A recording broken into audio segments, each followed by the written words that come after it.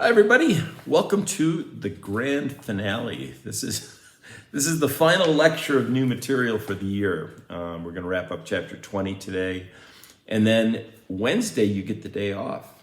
Okay, no class on Wednesday. I will be available on Zoom from 8 a.m. to 9:15, regular class hours. And then the following Monday we start with the review. Basically, Monday will be the review of part one of the course leading up to the midterm, and then Wednesday will be review part two from the midterm to the final. So you don't want to miss those. And then the following Monday, May 10th, circle that date on your calendars. That's the final exam. Okay, that's already been sort of set up and baked in. And I have to submit my grades the next day. So whatever you do, please, please, please do your instructor a huge personal favor and do not miss the final, because I don't know what outcome will come of that. And you're all doing really well, by the way. I mean, this class as a group is doing great, and I'm extremely proud of you. So I've said that before, but I mean it. And you've done it under the toughest of circumstances. Like I said, something to tell your grandkids down the road. How you managed to do so well under such dire straits is I tip my hat to you. I didn't think, it would go that well, honestly, given the stress of COVID and given the Zoom situation. But you've really stood up and you've stood up and been counted. So I'm proud of you. So I'll leave it there. Back to our friends at the Federal Reserve. Today we're going to talk kind of the nuts and bolts of the Fed, just to back up a little bit. There's 12 Fed districts, and the Federal Reserve Board is made up of 12 Each Fed district has a governor, okay? And 7 of the 12 governors serve on the Federal Reserve Board, and they vote on policy, but sort of the deciding vote is the chairman. The chairman is Jerome Powell. So you may be saying to yourself, well, what did the other 5 do wrong? Why are they not part of the party? Well, they are. They're eligible. I mean, certainly they attend all the Fed meetings, and their input is solicited. They're more than welcome to speak their mind about things. But they're not voting members. Now, they do become voting members. I mean, there's a rotation that goes on. And if you look at the Federal Reserve website, it shows who's dropping off the Federal Reserve Board, who's coming onto the Federal Reserve Board of Governors. So there's this constant rotation of governors. So no district gets shortchanged. Everybody has their say at some point. And then the deciding vote, as I say, sits with the chairman, in this case, Jerome Powell.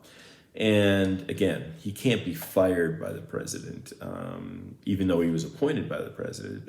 But President Biden, if he was upset with Jerome Powell for whatever reason, he could demote him to just being a governor and then elevate somebody else to the chairman position, i.e. picking somebody else to be the tiebreaker vote. So that's politics. It's one of those things that makes the Fed operate the way it does. So I use the analogy of Jerome Powell, the speedboat captain, pedal to the metal, hand on the throttle, speeding up the economy. The way to do that, the easiest way to do that is simply put more money into the economy. So how do you do that? Well, the book goes into a variety of ways, and they don't go into a great amount of detail, nor will I, but I'm going to summarize them real quick for you, just so you know, because one of the quiz questions, for example, talks about what are open market operations. So we'll go there. The first is something called reserve requirements, and that is an outgrowth of when the days before the Fed, when banks failed. People just simply lost all their money. Well, the Federal Reserve mandated that banks have to keep a reserve amount of cash in-house. They can't make loans with it. I mean, clearly the problem becomes what happens if banks loan out a lot of money and all those loans go bad all at once. What if a tornado hits Kansas and all the wheat crop is destroyed and the banks in Kansas suddenly are insolvent? So to prevent that from happening, they say, well, okay, X amount of money you can loan out, but you need at least 10% as a reserve requirement. The Fed can change the reserve requirement. They can say, okay, now we want to speed the economy up. We want you to loan more money to people. And the bankers are happy to, by the way, because keeping the money and putting it back at the Fed will pay the bank a 0.25% interest, okay? It's called the Fed funds rate. Banks can also loan it out to other banks overnight or for a certain period of time, and that's called the discount rate. Now, both those rates, ironically, are the same. I mean, the terms are used separately, but some people use it almost interchangeably because right now there's no difference between the Fed funds rate and the discount rate, which is 0.25%, a massive 0.25% interest. And if you look at your savings account statement and see that you're not getting paid any interest, that's the reason why, okay? And to put more wood behind the arrow on this one, if you think about it, the real interest rates are really, the Fed funds rate or the discount rate minus inflation, right? I mean, inflation does in fact count for something. So, the real interest rates, if inflation is 1.75% this year, which probably is what it'll be, somewhere around there, and the Fed funds rate is 0.25%, really the real interest rate is negative 1.5%. And I mentioned that book, The History of Interest Rates. One author's passed, but one of them, Dick Silla, is still alive, and he's a professor emeritus at NYU. And they asked him, they said, in the history of interest rates prior to the global financial crisis, has there ever been negative interest rates? And Silla said, never, no. So again, something else to tell the grandkids. We're sailing in uncharted waters right now economically. I mean, the fact that we've been running on these negative interest rates, it defies logic, quite frankly. I mean, speaking about it from a standpoint of, traditional economics, I mean, the point is you pay interest rates as sort of a penalty to defer payment out over a period of time, and to pull demand forward. But no, I mean, the European Central Bank, the Bank of England, the Bank of Japan, the People's Bank of China, the Bank of Ireland, the Bank of Switzerland, negative interest rates, okay? I mean, you have to pay the Bank of Switzerland to hold your money. How crazy is that? Well, that's the world today, unfortunately. Fortunately, they don't charge a lot, but, I mean, it's, why not just bury it in your backyard? Some people probably are doing that right now. So anyway, discount rate and Fed funds rate, both very low, both functional. I mean, the interest rate that the Fed charges to the member banks is the discount rate. The Fed funds rate is the bank-to-bank interest rate that they charge each other to be to do the overnight lending type of thing, or short-term lending.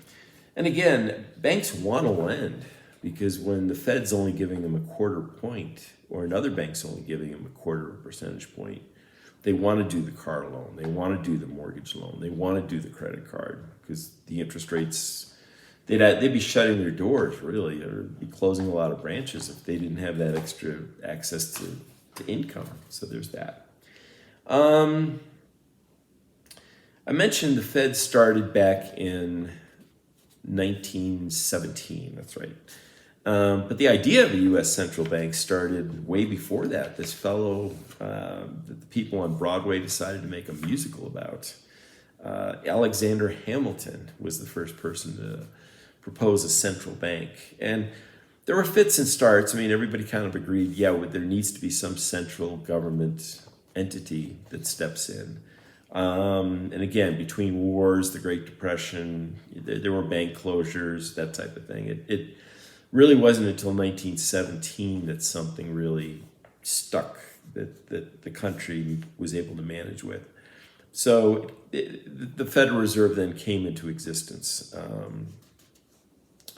Now, there's one state that's not part of the Federal Reserve System, and that's the state of North Dakota. They insure their banks, and they issue charters, which enables a bank to operate.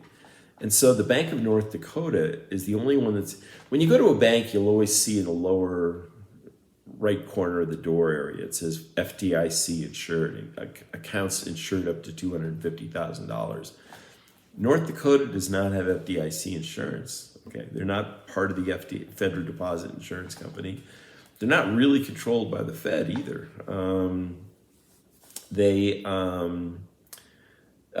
They run things themselves, but the state government of North Dakota guarantees deposits, just like the FDIC does. So they're the only renegade state as far as banking is concerned.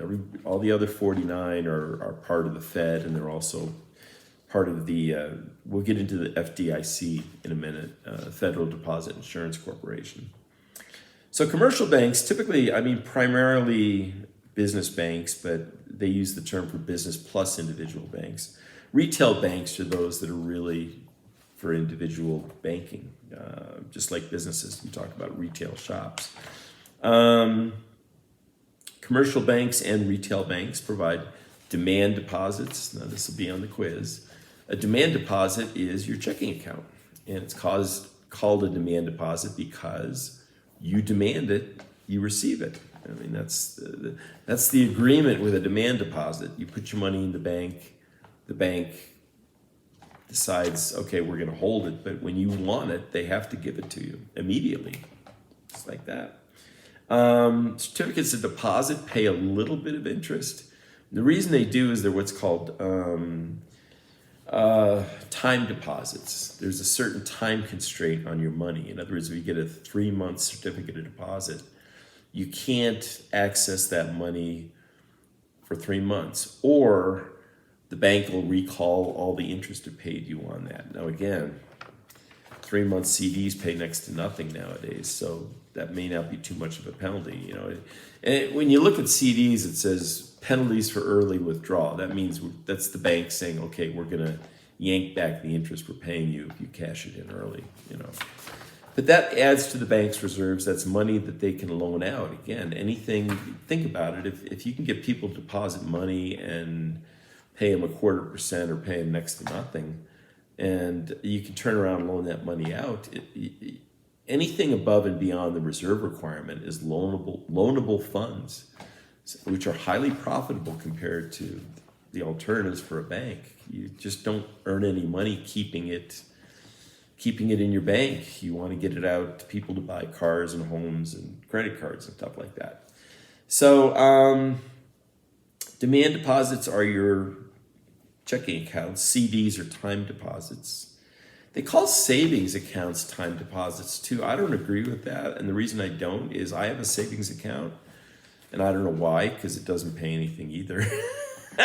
There's like a 0.05% interest rate difference between my checking account and my savings account. So I'm not really getting much of anything. It's probably good for 1 cup of Starbucks at the end of the year. But I can get my money out of my savings account upon demand, just like a checking account. But they say a savings account, the book says the savings account is a time deposit, but I'm saying no, it's a demand deposit, because when I demand it, I get my money right away out of the savings account. So there's, again, hopefully the next edition that gets amended. So we talked about commercial banks, primarily business, retail banks, primarily individuals. Savings and loans have mostly turned into either commercial banks or retail banks. Savings and loans, they used to get preferential treatment for doing mortgages and home loans, car loans, that type of thing, but not anymore. So there really wasn't any reason to define something as being a savings and loan bank. So, and there was also a savings and loan crisis back about 30 years ago. There was a bank where I lived, and actually they were a customer of ours, and they did a lot of crazy stuff. One bank, for example, was making a loan with like next to no collateral. One famous story about a loan officer making a sizable loan against a racehorse.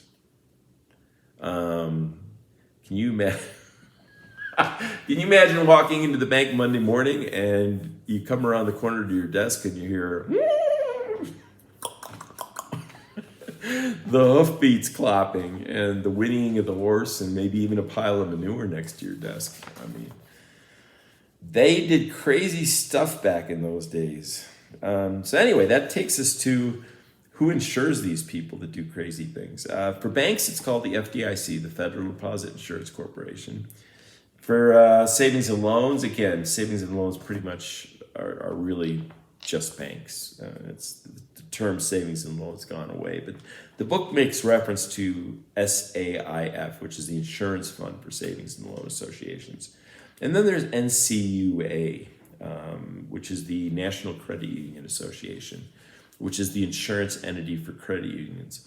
We should talk a minute about credit unions. Actually, we should take a break right here, and then after we come back from the break, talk about credit unions, and they also mention non-banks, so we'll go into that real quick.